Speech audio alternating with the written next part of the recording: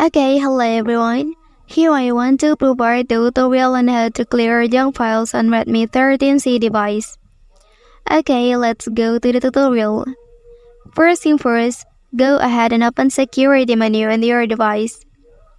Well, after that here will be shown many tools that you can use to optimize your smartphone. Okay, and then to clear the junk files on your device, you can select cleaner here. Well, and then press on clean up button. And then the junk files on your device is successfully cleared. Okay, and then to optimize your device, you can press this button. Well, that's the tutorial on how to clear junk files on Redmi 13c device.